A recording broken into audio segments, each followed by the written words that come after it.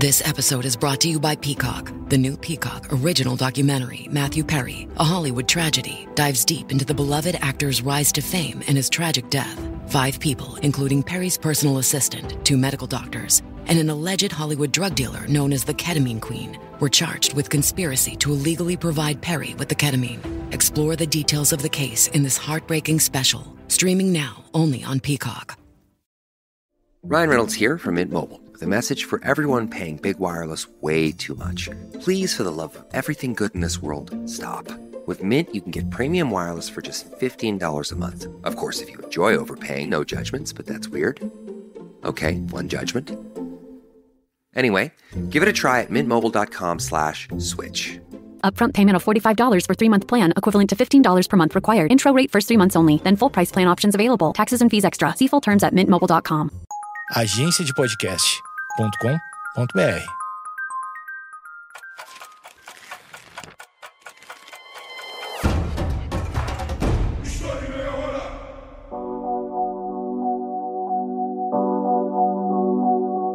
Quem detém o monopólio legítimo da violência? O que acontece quando o Estado não cumpre as suas funções básicas? Essas são apenas algumas perguntas que podemos nos fazer quando estudamos com mais atenção o que foram e o que são as milícias. Um tema muito presente ao longo da história e que, no caso do Brasil, infelizmente, também tem se tornado muito comum. O meu objetivo com esse episódio é apresentar para vocês como esse conceito surgiu e como que ele evoluiu ao longo do tempo, para em seguida eu te mostrar como que as milícias impactaram o nosso país. Como sempre, eu quero lembrá-los que eu uso fontes e autores confiáveis que você pode e deve consultar na descrição do episódio. A primeira coisa que precisamos fazer aqui hoje é entender do que a gente está falando.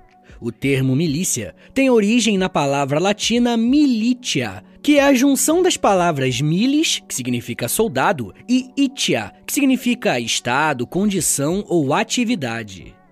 Essas duas palavras juntas indicam um serviço militar. Por mais que essa seja uma palavra latina, é um pouco difícil dizer com precisão a primeira vez que ela foi utilizada. Porém, um dos registros mais antigos que a gente encontra para o uso de milícias foi a partir da história de Roma, principalmente em seu período republicano, que representou a maior expansão territorial. Logo, o militarismo foi muito necessário. Originalmente, o exército romano consistia em uma milícia baseada em cidadãos recrutados que serviam apenas durante a guerra. Havia uma ligação direta entre cidadania, propriedade e forças armadas. Vai ser a partir do crescimento de Roma que esse exército, que antes era formado por milícias, vai se tornar um exército regular. Ainda na antiguidade, uma outra palavra para se referir a essa ideia de milícias são os mercenários. E aqui nós temos alguém que luta em troca de um pagamento. Entendendo que milícias, então, eram grupos armados, quando falamos de mercenários, estamos pensando em indivíduos que executavam ações paramilitares. E é interessante que, em geral, alguns pesquisadores apontam que existe uma semelhança ao longo da história na atuação das milícias e dos mercenários. Nesse sentido, mesmo que a palavra milícia seja latina e tenha relação com Roma, a atuação de grupos armados representando interesses particulares ou coletivos é muito mais antiga. Na China, a existência de grupos armados tem relação com o processo de formação da unidade imperial entre os séculos 4 e 3 a.C. Esses grupos armados tiveram impacto a partir de disputas entre senhores de terras, e foram responsáveis pela formação dos exércitos que, em seguida, iriam servir à dinastia Han.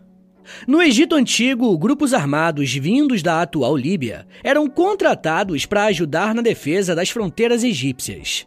Já na Grécia, pequenos exércitos locais foram recrutados para ajudar no combate às tropas persas durante as guerras médicas. Em Cartago, uma cidade de origem fenícia, a existência de indivíduos com capacidade de mobilização militar acabou sendo um problema, uma vez que essas milícias foram responsáveis pelo enfraquecimento da cidade durante o governo de Amílcar Barca, levando a um declínio político da região.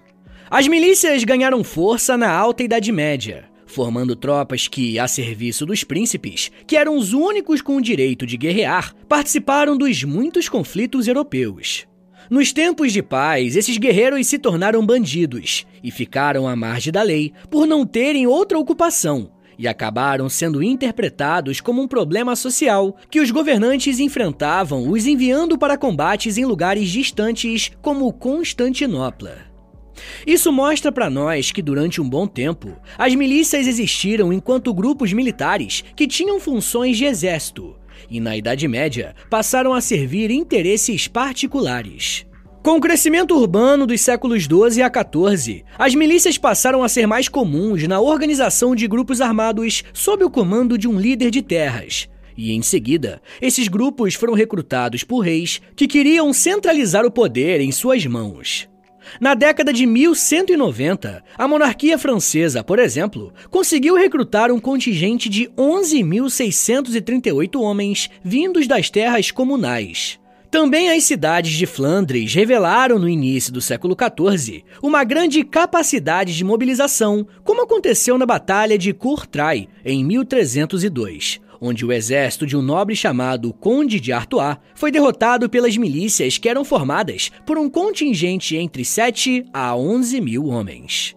Em uma cidade na atual Bélgica, um nobre em 1340 formou uma milícia particular, com aproximadamente 8 mil homens, em uma região que tinha apenas 35 mil habitantes. Ou seja, estamos falando que essas forças particulares serviam aos interesses daqueles que pagavam a conta, dando a esses senhores de terra controle político e militar sobre as suas zonas de influência. Uma das milícias mais famosas da Idade Média se formou na Suíça, por volta do ano 1290. Esse grupo se estabeleceu a partir da formação da Confederação Helvética, que era a união de uma série de províncias que tentavam se fortalecer em meio a alguns impérios vizinhos. A milícia da Confederação entrou em conflito uma série de vezes com as tropas do Sacro Império Romano Germânico, buscando a sua autonomia política. Cada uma das províncias helvéticas treinaram e armaram as suas próprias milícias para lutar, caso a Confederação entrasse em guerra. Ao sair da Idade Média, as milícias vão ter participação na libertação de algumas colônias, e no século XX vão representar a força de regimes autoritários. Em outras palavras, podemos dizer que a formação das milícias está ligada diretamente ao interesse de grupos que, ao possuírem armas, conseguem impor as suas vontades a outros grupos. Here at the Almond Joy Factory, where tropical vibes abound, we use soft, fresh-tasting coconut. The crunchiest almonds and delicious chocolate candy. Ah, but do you know what our most important ingredient is? Sometimes you feel like a nut. Sometimes you don't. Almond Joy's got nuts and something even way better than that. Yes, Almond Joy is made with almonds and joy. This episode is brought to you by Coffee Mate. After watching this season of the HBO's original series, The White Lotus, this is the tropical getaway I needed.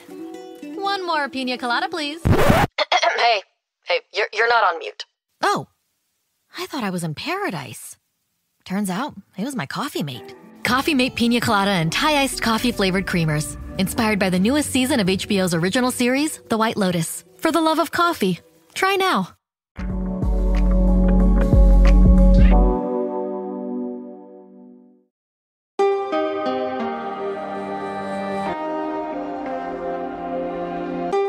Uma coisa que precisa ficar clara é que, dependendo do país que estamos analisando, as milícias atuaram de formas bem diferentes e em épocas diferentes.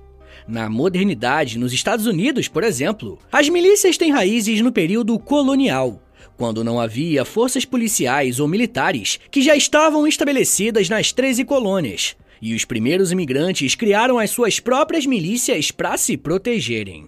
No processo de independência dessas colônias, as milícias de colonos foram fundamentais para a vitória contra as tropas do rei inglês, e assim garantiram a liberdade do novo país. Nesse sentido, o historiador Felipe Figueiredo comentou em uma coluna que existe uma mitologia envolvendo as milícias estadunidenses e sua atuação nesse processo de independência, abre aspas. A Revolução dos Estados Unidos é muitas vezes retratada como um levante de colonos apaixonados e patriotas contra o abusivo governo inglês. Esses colonos, pela força das armas e movidos pelo seu espírito determinado, derrotaram uma das maiores potências da época e conquistaram a sua liberdade. O novo país seria, então, um farol de liberdade para o mundo todo. Um grande exemplo recente dessa visão romanceada é o filme O Patriota, do ano 2000, estrelado por Mel Gibson. No filme, o personagem de Gibson, movido por atrocidades inglesas, se junta aos defensores da independência, com colonos formando milícias e também parte do exército continental.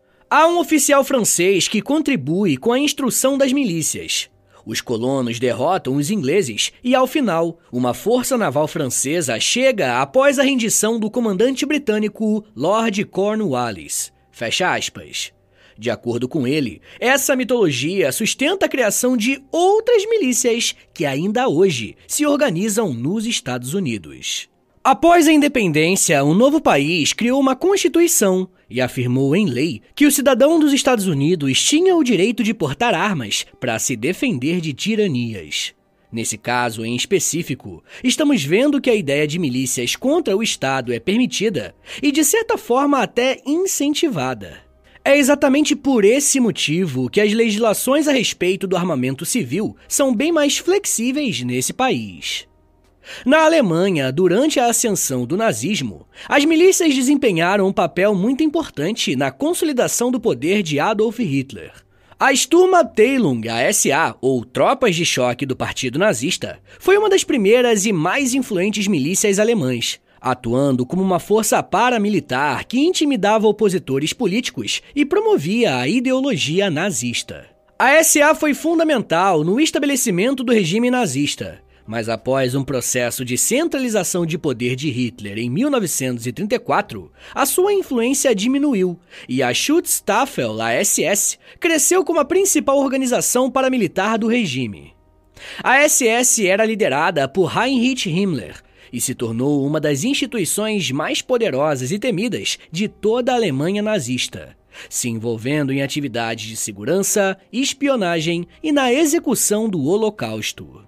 No final da Segunda Guerra Mundial, diante da certeza da derrota, o regime nazista criou a Volkssturm, uma outra milícia nacional composta por homens não qualificados para o serviço militar regular.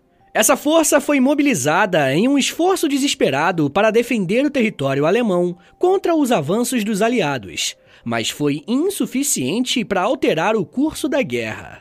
Na Rússia, o termo milícia se refere ao nome genérico das forças policiais durante a União Soviética e em outros países do regime socialista. A milícia soviética foi estabelecida após a Revolução de Outubro de 1917, substituindo a antiga força policial do czar.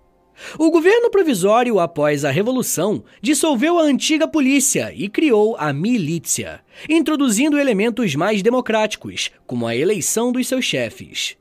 Com o passar do tempo, a milícia assumiu diversas funções, incluindo o controle de protestos e manifestações. Mais recentemente, com a eclosão da guerra entre a Rússia e a Ucrânia, vimos no noticiário a formação de uma nova milícia, o Grupo Wagner. Os seus combatentes têm atuado em diversos conflitos internacionais. O Grupo Wagner é uma empresa militar privada fundada em 2014 e composta por mercenários, sendo que muitos são ex-soldados de elite, prisioneiros e civis russos e estrangeiros. O grupo tem fortes ligações com o governo russo e tem sido usado em operações militares no exterior, como na Síria e em países africanos. Desde que o governo russo declarou guerra à Ucrânia em 2022, o Grupo Wagner desempenhou um papel de protagonismo, especialmente na captura da cidade ucraniana de Bakhmut. O grupo também foi acusado de cometer crimes de guerra, incluindo assassinato e tortura de civis. Além disso, o líder do grupo, Yevgeny Prigozhin, recrutou prisioneiros russos para lutarem na Ucrânia, prometendo perdão de crimes e pagamentos. Mas no desenrolar da guerra, o Grupo Wagner entrou em conflito com o governo russo, com Prigozhin criticando abertamente o ministro da Defesa russo e o chefe de gabinete das Forças Armadas pela atuação na guerra da Ucrânia. Esse desentendimento levou a uma crise militar na Rússia, com Prigozhin acusando o exército russo de bombardear as suas bases e convocando uma rebelião armada contra o ministro da Defesa. Pouco tempo depois, o líder dessa milícia russa foi encontrado morto em uma queda de avião, que teoricamente foi acidental. Teoricamente. Pessoal, eu já quero falar mais sobre como que as milícias chegaram e se formaram no Brasil e quais são as suas principais características. Mas me dá um minutinho aí, tá, gente, que daqui a pouco a gente volta e eu falo um pouco mais sobre Estado, armas, tráfico, fome e Rio de Janeiro. Segura aí, que é um minutinho só.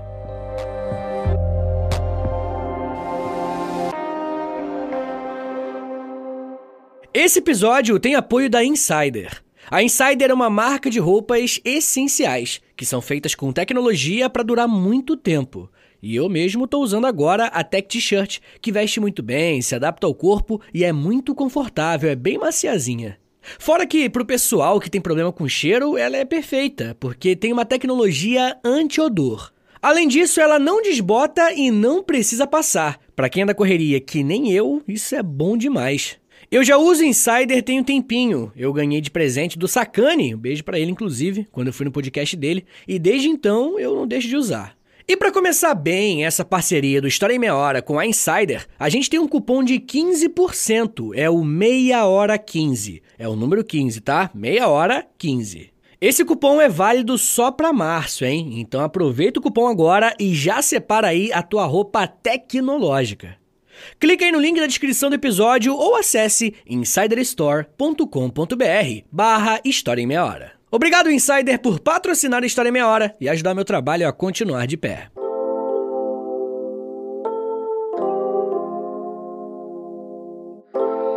Abre aspas. A partir do momento que você tem à sua disposição a vida das pessoas, você pode também negociá-la e transicioná-la no mercado que, aqui no Rio de Janeiro, nós chamamos de arrego.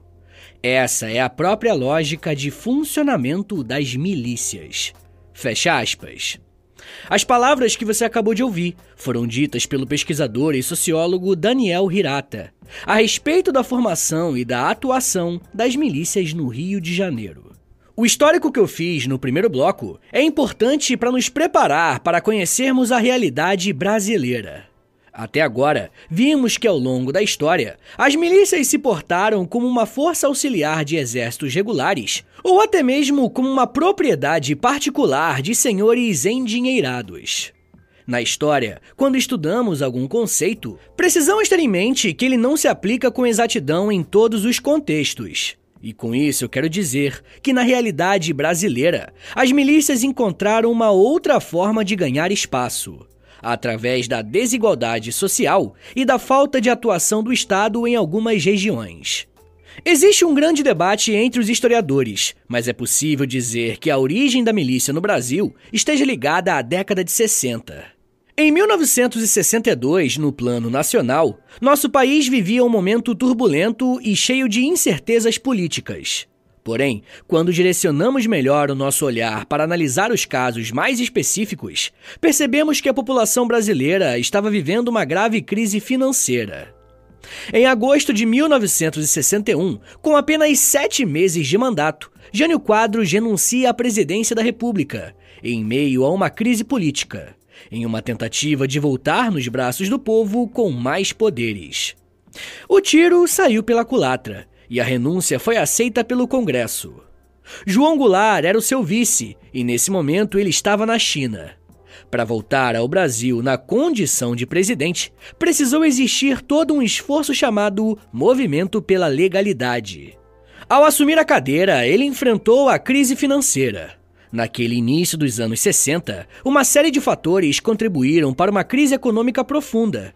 Entre eles, um endividamento externo crescente, herdado das políticas desenvolvimentistas no governo Juscelino Kubitschek, de 1956 a 1961, e um aumento da inflação que crescia desde o final da década de 50. Em 1960, a inflação acumulada foi de 25,4% e no ano seguinte de 34,7%. Em 1962, a alta de preço chegaria a 50,1% e a 78,4% em 1963.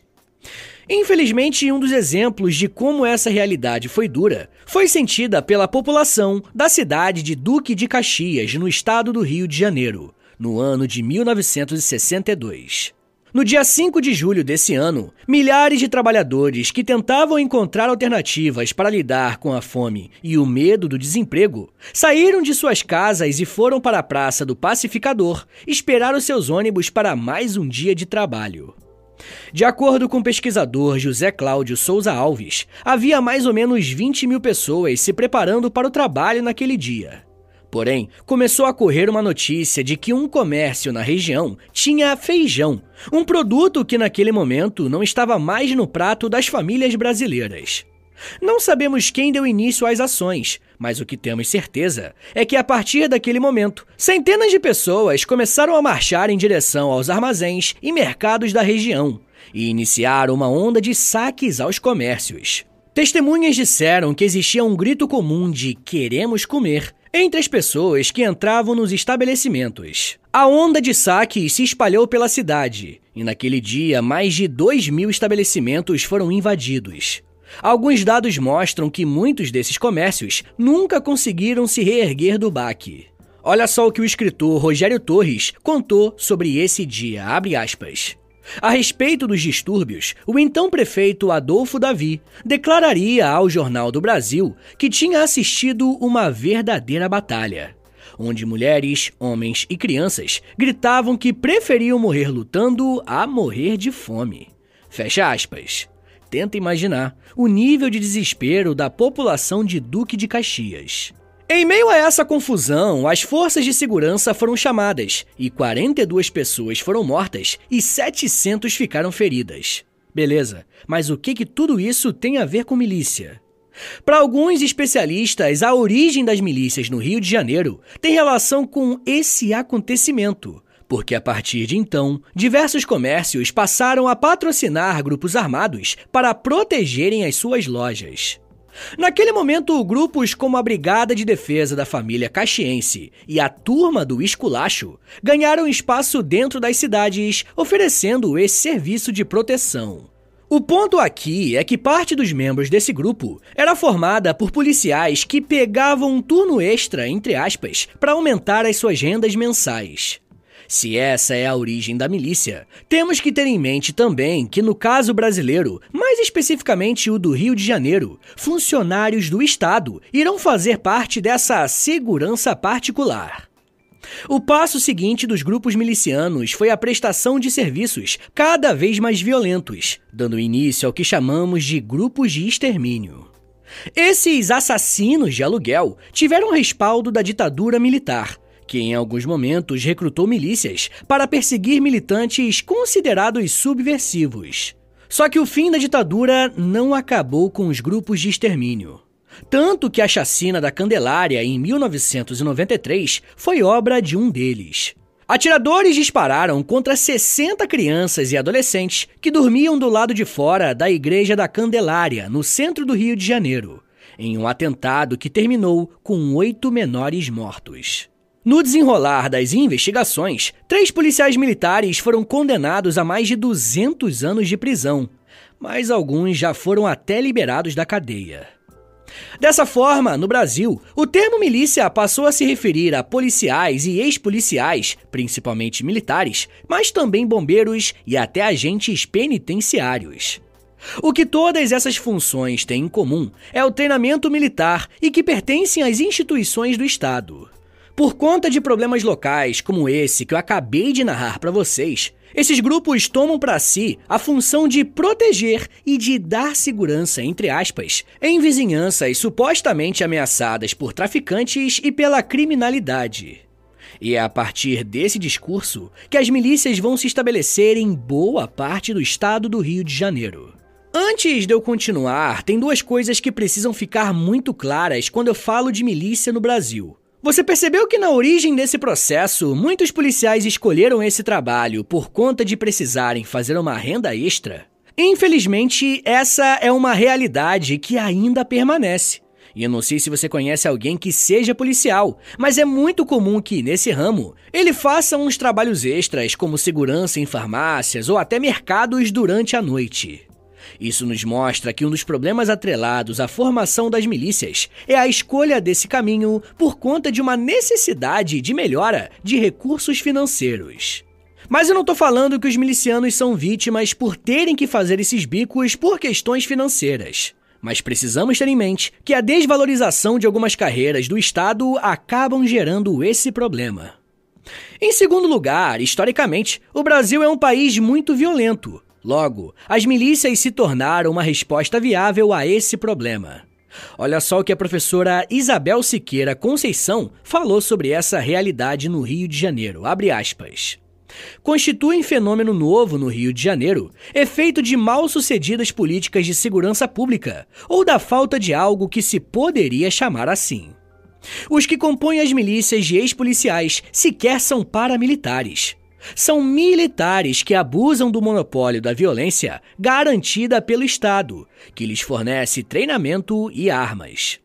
São os que têm ou tiveram a função de garantir o cumprimento da lei, mas agem ao arrepio da lei, contra a lei, não só para fazer da segurança um negócio lucrativo, mas também para explorar, em muitos outros empreendimentos, os mais vulneráveis entre os trabalhadores urbanos, aqueles que não têm garantias legais na habitação, não têm acesso à justiça e à informação, não têm protetores institucionais nas localidades onde vivem. Fecha aspas. Essa citação é muito importante e nos mostra que os milicianos têm participação no Estado e aderiram a práticas criminosas. Na prática, esse é o grande problema da milícia no Brasil. Uma vez que eles têm relações com o Estado, com quem que a população civil vai reclamar? Inclusive, no momento que eu gravo esse episódio, as investigações a respeito do assassinato da vereadora Marielle Franco e do motorista Anderson Torres parecem apontar para mais uma ação das milícias.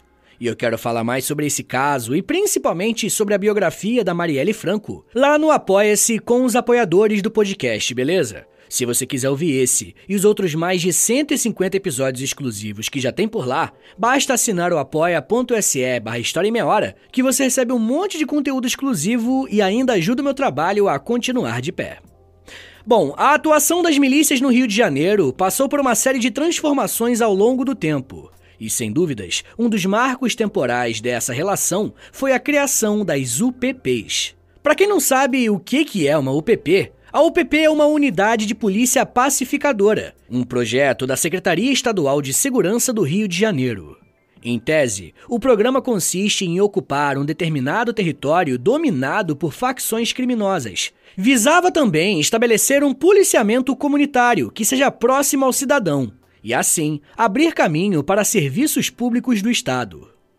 O problema é que na prática não foi assim que as coisas se desenrolaram. As milícias conseguiram se impor como um grupo hegemônico no Rio nas últimas décadas, reconfigurando o conjunto de relações entre os grupos criminosos armados. Só que as milícias não avançaram de forma contínua. A expansão aconteceu em 2 períodos bem marcados. O primeiro, na segunda metade dos anos 2000, foi interrompido por volta de 2008, quando houve a CPI das milícias, que atuou sobre os 2 pilares de sustentação desses grupos. Suas práticas econômicas, que são muito mais diversificadas do que as do tráfico de drogas, e também prendendo diversas autoridades públicas que participavam das milícias direta ou indiretamente. Até hoje, a participação das autoridades públicas é fundamental para que as milícias se organizem e cresçam.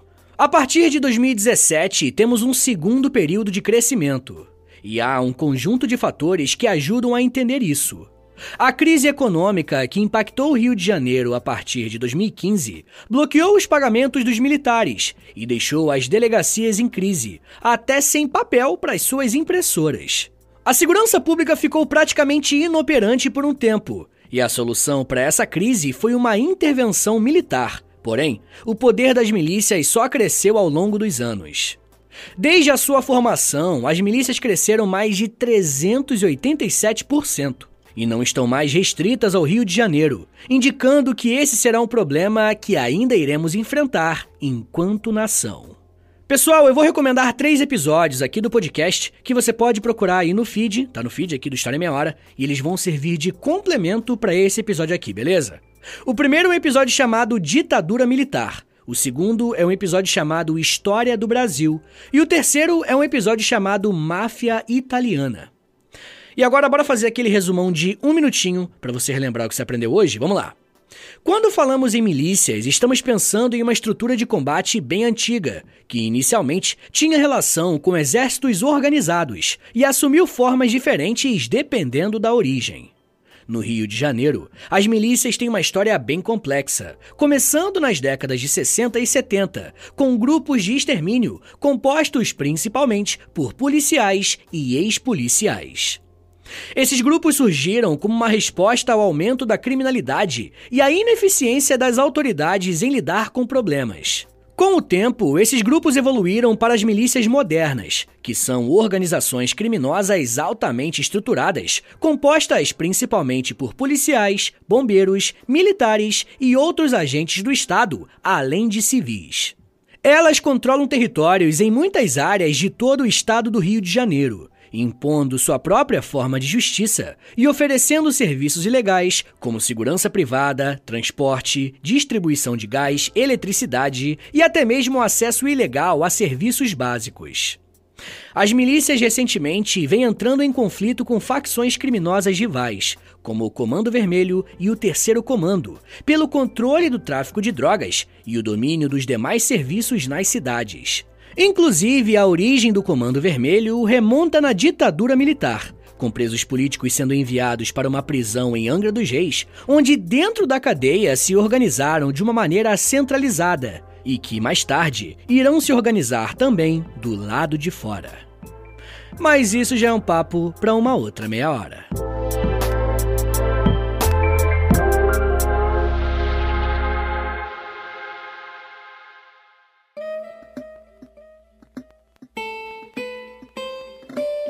Senhores, muito obrigado por terem ouvido até aqui. Meu nome é Vitor Soares, eu sou professor de História e você acabou de ouvir o História em Meia Hora. Segue a gente aí na sua plataforma de áudio favorita para não perder nenhum episódio. Se você estiver ouvindo no Spotify ou na Apple Podcast, avalia o nosso podcast aí com 5 estrelinhas, tá bom? Quero lembrá-los também que a melhor forma de apoiar o podcast é assinando o nosso Apoia-se, tá bom? É apoia.se/História em Meia Hora. Uma outra forma de ajudar o podcast é através do nosso Pix. Anota aí que é o meu Pix e o meu contato também. É historiaemmeiahora@gmail.com. Mas se você não tiver condições de ajudar o podcast financeiramente, mas quer ajudar de outra forma, a melhor forma de longe é, primeiro, indicando o podcast para um amigo e, segundo, compartilhando nas redes sociais. Aí você aproveita e me marca no @História em Meia Hora, porque aí eu vou poder te agradecer pela ajuda. Se você tiver a fim de ouvir um podcast mais de humor, mas que também tenha temática histórica, ouça o meu outro podcast, é o História pros Brother. Ouve lá depois que eu acho que você vai gostar. Eu também crio conteúdo pro TikTok, Instagram, Twitter, tudo no